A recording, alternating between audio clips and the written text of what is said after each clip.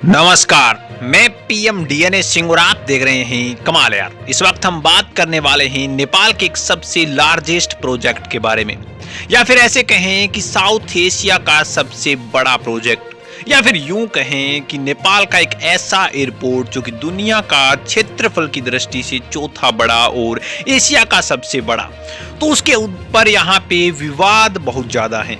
कहीं न कहीं कुछ लोगों का कहना है कि बनना चाहिए, तो कुछ लोगों का कहना है नहीं बनना चाहिए। लेकिन यहाँ पे हम इस वीडियो के अंदर उन लोगों की भी बात करेंगे जो कहते हैं कि बनना चाहिए, और उन लोगों की भी बात करेंगे जो कहते हैं कि नहीं बनना चाहिए। इसके साथ साथ एक और कंक्लूजन निकालेंगे कि बनने में फायदा ज्यादा है या फिर ना बनने में फायदा ज्यादा है। तो ये सारी बातें इस वीडियो के अंदर करने वाले हैं, तो वीडियो के अंत तक बने रहिए। और अगर आप चैनल पे नए हों तो चैनल को सब्सक्राइब करके बेल आइकन दबा लीजिए ताकि आपको अगला अपडेट भी सबसे पहले मिल सके। चलिए वीडियो को शुरू करते हैं।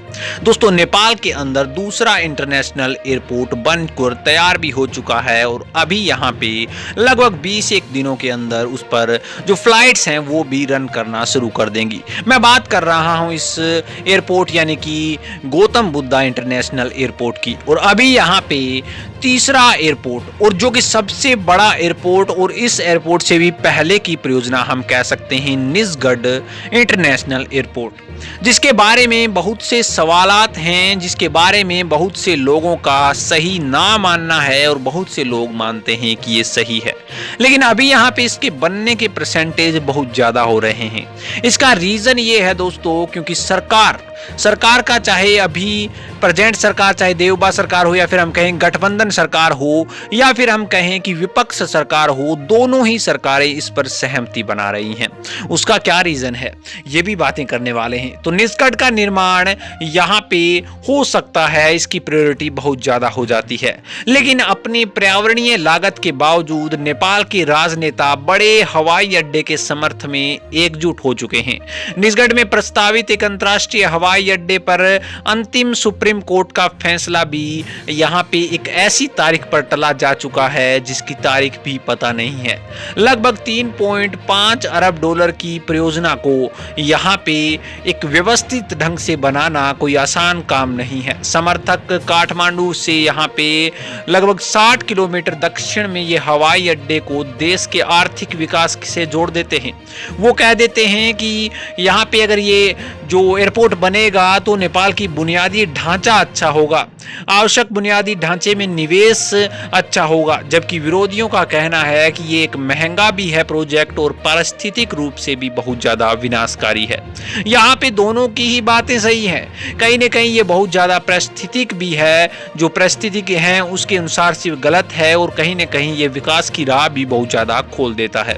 वहीं पर अगर बात करें दोस्तों, 26 मई को सुप्रीम कोर्ट अपरिवर्तनीय पर्यावरणीय शांति या फिर क्षति का हवाला देते हुए जनहित याचिका पर अंतिम फैसला सुनाने वाली है। उस फैसले के बाद एकदम क्लियर हो जाएगा कि क्या होने वाला है, क्योंकि इसका मतलब ये होगा कि 40 वर्ग किलोमीटर प्राथमिक उष्णकटिबंधीय जंगलों की कटाई, कुरवाई, और यहाँ पे अगर बात करें सलाहकार लैंडमार्क वर्ल्ड वाइड द्वारा 2010 के एक व्यवस्थाकर अध्ययन में 14 वर्ष में पूरा होने का चरण बताया जा रहा है। बताया जा रहा है कि लगभग 650 मिलियन की लागत से प्रति वर्ष 15 मिलियन यात्रियों के लिए ये एयरपोर्ट बन रहा है, और एकल 4000 मीटर रनवे के साथ 3 चरण निर्माण में पूर्ण होने वाला है। तीसरे यहाँ पे चरण में 6.7 अरब डॉलर की लागत के यहाँ पे हवाला दिया गया है, और 67 मिलियन यात्रियों के लिए 4 रनवे होने वाले हैं। अंतिम रूप से पूरा होने में इसको लगभग 10 साल लग जाएंगे, और वर्तमान गठबंधन और विपक्ष पार्टियों के नेतृत्व वाली सरकार भी इसके ऊपर सहमति जता रही है। इसके साथ साथ निजगढ़ का समर्थन करते हुए उन्होंने कहा है कि नेपाल के भविष्य के लिए ये बहुत महत्वपूर्ण प्रोजेक्ट हो सकता है, और ये होगा भी, ऐसा तो हमें पता ही है। लेकिन ये पर्यावरण की दृष्टि से बहुत ज्यादा नुकसानदायक भी हो सकता है। लेकिन वहीं पे एक कटु सत्य ये भी है कि अगर यहाँ पे नेपाल विकसित होना चाहता है या फिर नेपाल अपने पर्यटन को बहुत ज्यादा बढ़ावा देना चाहता है तो निजगढ़ उसके लिए बहुत ज्यादा जरूरी भी हो जाता है, क्योंकि यहाँ पे जो काठमांडू का इंटरनेशनल एयरपोर्ट है वो इतना ज्यादा बड़ा भी नहीं है। दूसरी ओर अगर बात की जाए गौतम बुद्धा इंटरनेशनल एयरपोर्ट की, वो बड़ा जरूर है लेकिन कंपैरिजन अगर निजगढ़ के साथ हो तो वो भी कुछ भी बड़ा नहीं है। यानी कि दोनों ही इंटरनेशनल एयरपोर्ट निजगढ़ की तुलना में कुछ भी बड़े नहीं है। तो यहाँ पे कहीं ना कहीं ये भी डिमांडेशन बढ़ जाती है। और वहीं पे अगर बात करें दोस्तों CAAN के अधिकारियों की तरक्की, तो उन्होंने कहा है कि अगर दुनिया में विकास कर रहे हो आप, अगर आप विकास की परियोजनाएं शुरू कर रहे हो तो आप ऐसा कभी नहीं सोच सकते कि उस विकास की परियोजना में शून्य यानी कि जीरो पर्यावरण या फिर इन्वायरमेंट पोल्यूशन होगा। यानी कि कोई भी परियोजना आप शुरू करते हो तो उसके अंदर कुछ न कुछ पर्यावरण प्रदूषण या फिर यह हमारी प्रकृति को नुकसान तो होगा ही होगा।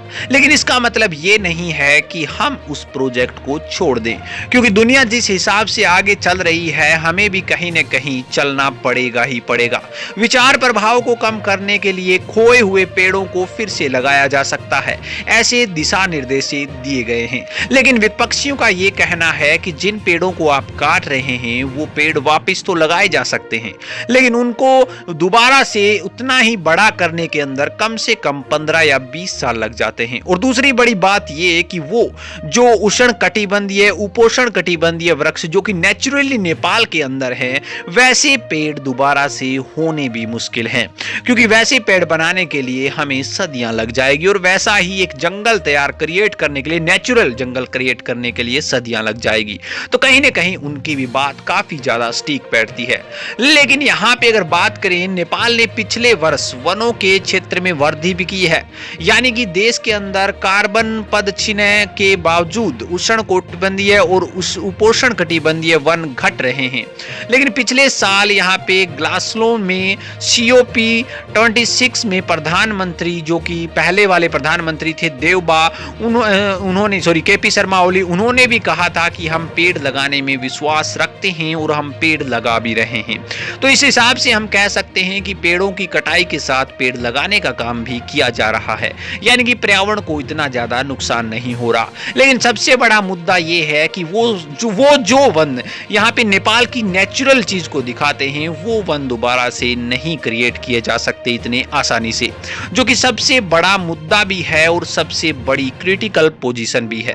अब निजगढ़ की बात दोबारा से करें तो हमें यहाँ पे एक और एविडेंस मिलता है कि निजगढ़ को, जहां पे निजगढ़ स्थान है वहां से हटाकर इतना एरिया कहीं और ले लिया जाए, यानी कि इतने एरिया और मिल जाए और जहां पे पर्यावरणीय प्रदूषण बहुत ज्यादा कम हो, तो कहीं ना कहीं ये बात है वो बन सकती है। लेकिन इस प्रकार का मुद्दा कोई भी नहीं उठा रहा। अब सवाल ये उठता है कि निजगढ़ ही क्या वो मेन पॉइंट बन रहा है जिसके अंदर आप एयरपोर्ट बना के एक मैक्सिमम यहाँ पे कमाई कर सकते हैं या फिर एक मैक्सिमम नंबर ऑफ जो पर्यटन है वो ला सकते हैं। क्या और कोई ऐसी जगह है ही नहीं जिसके ऊपर आप निजगढ़ को ट्रांसफर कर सकते हैं और उतनी ही जगह में जहां पे पेड़ कम है या फिर जहां पे एक ऐसी भूमि मिल जाए हमें जहां पे हमारा नुकसान नगण्य हो और हमारा फायदा बहुत ज्यादा हो, क्योंकि निजगढ़ से फायदा तो होने वाला है, इसे हम कतई नहीं झुटला सकते। और निजगढ़ इंटरनेशनल एयरपोर्ट अगर बनता है तो कहीं ना कहीं नेपाल की काया पलट हो सकती है दोस्तों, इस बात को भी बिल्कुल नहीं झुटलाया जा सकता। तो आप ऐसा भी सोच सकते हैं अल्टरनेट में कि आप निजगढ़ की जो जगह है उसकी जगह किसी और क्षेत्र को एब्जॉर्ब करें। अब इतने सारे कैलकुलेशन मिलने के बाद एक बात तो तय है कि नेपाल को यहाँ पे एक इंटरनेशनल एयरपोर्ट या फिर हम कहें कि निजगढ़ जैसा इंटरनेशनल एयरपोर्ट की बहुत ज्यादा जरूरत भी है। अब हम देखते हैं कि ये जो इंटरनेशनल एयरपोर्ट है वो बन सकता भी है या फिर नहीं बन सकता। तो दोस्तों मैं एक बात बताना चाहूंगा, EIA की मंजूरी से पहले ही और कोर्ट के आदेश से पहले ही संस्कृत पर्यटन और नागरिक उड्डयन मंत्रालय ने निजगढ़ स्थल पर पेड़ को साफ करने के लिए नेपाली सेना को न्योता दे दिया है और उन्होंने ऐसा काम करना भी शुरू कर दिया है। मैं आपको बता दूं कि भूमि अधिग्रहण का 60% पूरा भी कर लिया जा चुका है, पेड़ों की कटाई भी शुरू हो चुकी है और सिविल कार्यों और नदी प्रशिक्षण का काम भी शुरू हो चुका है। तो इतने सारे काम धाम ऐसे ही नहीं होते। दूसरी बड़ी बात यह है कि पेड़ों की कटाई और उसके साथ साथ वो सारी चीजें जो कि एक आदेश आने से पहले की जा रही है, तो इसका मतलब यह है कि सरकार को पूरा भरोसा है कि आदेश उनके फेवर में ही आने वाला है, यानी कि निजगढ़ इंटरनेशनल एयरपोर्ट बनने वाला है। और अगर बात करें विरोधियों की तो वो भी नहीं रुकने वाले, इसका भी हमें पता है। लेकिन अगर यहाँ पे इतना ज्यादा अग्रेसिव है सरकार तो उनको रोकना भी नामुमकिन के बराबर है। यानी कि फाइनली यही डिसीजन निकलता है कि निजगढ़ इंटरनेशनल एयरपोर्ट नेपाल के अंदर जरूर बनने वाला है। दोस्तों, आपकी क्या राय इसके बारे में अपने विचार कमेंट सेक्शन में जरूर लिखिए। चलिए आज के लिए इतना ही रखते हैं, आगे कोई नया अपडेट मिलता है तो फिर आपके सामने हाजिर होंगे। तो वीडियो को लाइक कीजिए, शेयर कीजिए और अगर आप चैनल पर नए हो चैनल को सब्सक्राइब करके बेल आइकन दबा लीजिए ताकि आपको अगला अपडेट भी सबसे पहले मिल सके।